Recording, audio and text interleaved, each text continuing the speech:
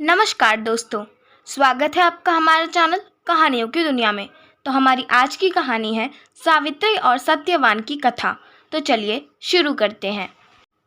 सावित्री और सत्यवान की कथा सबसे पहले महाभारत के वन पर्व में मिलती है, जब युधिष्ठिर मार्कंडेय ऋषि से पूछते हैं कि क्या कभी कोई और स्त्री थी जिसने द्रौपदी जितना भक्ति प्रदर्शित की।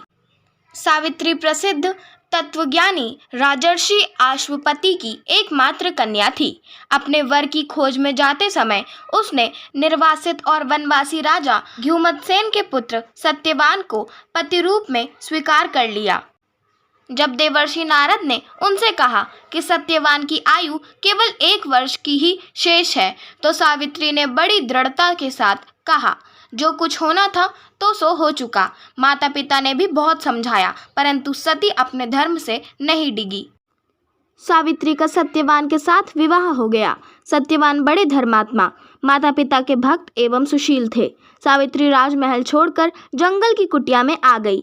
आते ही उसने सारे वस्त्राभूषण को त्याग कर सास ससुर और पति जैसे वलकल के वस्त्र पहनते थे वैसे ही पहन लिए और अपना सारा समय अपने अंधे सास ससुर की सेवा में बिताने लगी। सत्यवान की मृत्यु का दिन निकट आ पहुंचा। सत्यवान अग्निहोत्र के लिए जंगल में लकड़ियां काटने जाया करते थे। आज सत्यवान के महाप्रयाण का दिन है। सावित्री चिंतित हो रही है। सत्यवान कुल्हाड़ी उठाकर जंगल की तरफ लकड़ियां काटने चले गए। सत्यवान की स्वीकृति पाकर और सास ससुर से आज्ञा लेकर सावित्री भी पति के साथ वन में गई। सत्यवान लकड़ियां काटने वृक्ष पर चढ़े, परंतु तुरंत ही उन्हें चक्कर आने लगा और वे कुल्हाड़ी फेंककर नीचे उतर आए। पति का सिर अपनी गोद में रखकर सावित्री उन्हें अपने आंचल से हवा करने लगी। थोड़ी देर में ही उसने भैंसे पर चढ़े हुए काले रंग के सुंदर अंगों वाले, हाथ में फांसी की डोरी लिए हुए, सूर्य के समान तेज वाले एक भयंकर देव पुरुष को देखा। उसने सत्यवान के शरीर से फांसी की डोरी में बंधे हुए अंगूठे के बराबर पुरुष को बलपूर्वक खींच लिया। सावित्री ने अत्यंत व्याकुल होकर आर्त स्वर में पूछा, हे देव, आप कौन हैं और मेरे इन हृदय धन को कहाँ ले जा रहे हैं?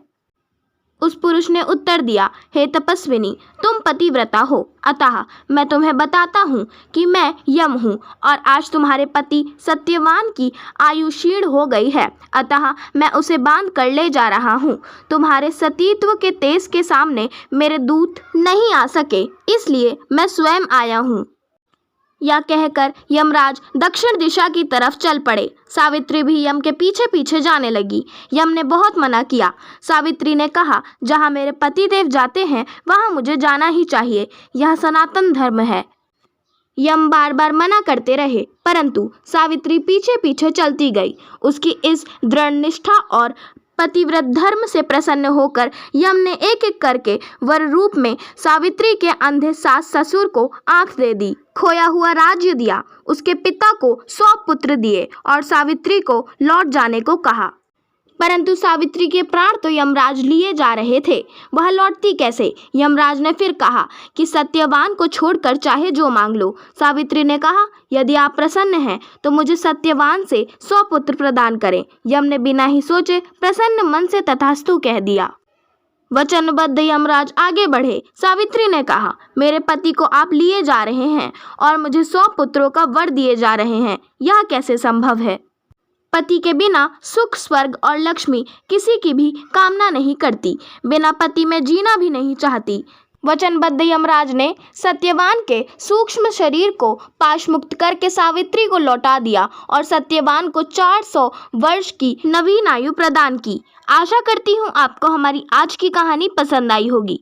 अगर आपको हमारी आज की कहानी पसंद आई हो तो चैनल को सब्सक्राइब करें, वीडियो को लाइक करें और बेल आइकन दबाना ना भूलें।